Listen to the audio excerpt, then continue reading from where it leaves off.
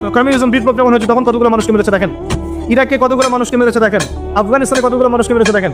যারা মানবতা স্লোগান দিয়ে বেড়ায়, যারা হিউম্যানিটির গান শোনায়, তাদের কারণে পৃথিবীতে কত মানুষ যে মারা গেছে এর হিসাব নাই।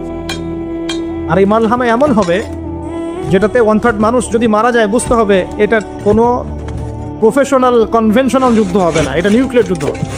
এবং সবাই এটা আজ করে সামনে একটা নিউক্লিয়ার যুদ্ধ হতে পারে। এরা ট্রাই করেছিল প্যালেস্টাইন ইস্যু নিয়ে, সিরিয়া নিয়ে, এখন এই যে ইউক্রেন ইস্যু নিয়ে। এর আগে আরেকটা ইস্যু নিয়ে চেষ্টা করেছে, এদিকে ইরাকে চেষ্টা করেছে, আফগানিস্তানে চেষ্টা করেছে। তারা চায় সারা ওয়ার্ল্ডে একটা নিউক্লিয়ার যুদ্ধ হয়ে যায়। কারা চায়? প্রশ্ন একটা ভালো প্রশ্ন, কারা চায়? যারা প্রশ্ন করেছিল যে ওই ব্যক্তিকে গিয়ে জিজ্ঞাসা করবে রূহ কাকে বলে, আসহাবুল কাহফের কি হয়েছিল, যুলকারনাইন বাদশার কি হয়েছিল, সে যদি অ্যান্সার করতে পারে সে প্রকৃত নবী, তখন তাকে নবী হিসেবে মানবো, তার আগে মানবো না। ওই জাতি চায় যে ওয়ার্ল্ডে একটা নিউক্লিয়ার যুদ্ধ হয়ে যাক। কারণ আমি আপনাকে বোঝাচ্ছি, কারণ প্রথম বিশ্বযুদ্ধের পরে একটা রাষ্ট্র এসেছে সারা ওয়ার্ল্ডকে রুল করতে, দ্বিতীয় বিশ্বযুদ্ধের পর আরেকটা রাষ্ট্র এসেছে রুল করতে। এখন নতুন কোনো রাষ্ট্রকে রুল করতে হলে একটা যুদ্ধ বাঁধাতে হবে, তাছাড়া ওয়ার্ল্ডের প্রেক্ষাপট চেঞ্জ হবে না। গভীরতা বুঝে যান, ওয়ার্ল্ড অ্যাফেয়ার্স বুঝেন, জিওপলিটিক্স পড়েন, আপনি বুঝতে পারবেন।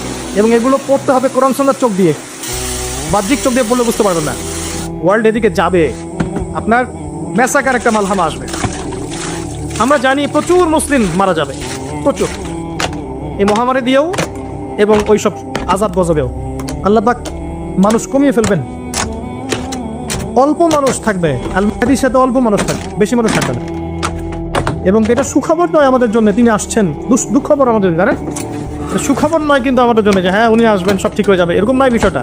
তখন তার অবস্থা ম্যাসাকার হবে, মানুষ তো ভাগ হয়ে যাবে, একদল তো তাকে অস্বীকার করবে এবং তাদের কাছেও দলিল থাকবে, যেমন এখন তাদের কাছে দলিল আছে। আরেক দল দেখবেন তার সাথে শহীদ, আরেকজন অল্প মানুষ বেঁচে থাকবে, এদের হাতে আল্লাহ পাক পতাকা দিবেন। কিন্তু এরাও দাজ্জালের অনুসারীদেরকে মারতে পারবে না।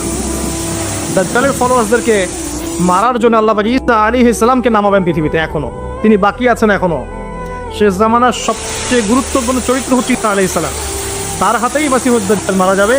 আর আমি আপনাকে বলে দিই, মাসিহুদ দাজ্জালকে ফলো করবে এই জিহুদরা, ইহুদিরা, এটা স্পষ্ট হাদিস। ইহুদিরা দাজ্জালকে ফলো করবে, স্পষ্ট হাদিস।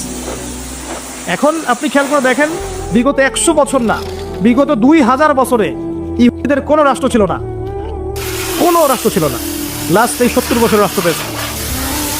এটা ইউনাইটেড ছিল না, সারা ওয়ার্ল্ড থেকে এক জায়গায় এসেছে এবং সেখান থেকে সারা ওয়ার্ল্ডের সমস্ত বিষয় ডিল করছে। এখন এরা অলরেডি মঞ্চ প্রস্তুত করে ফেলেছে, আর আমরা এখনো ওই যে হালুয়া রুটি সামনে খাচ্ছি।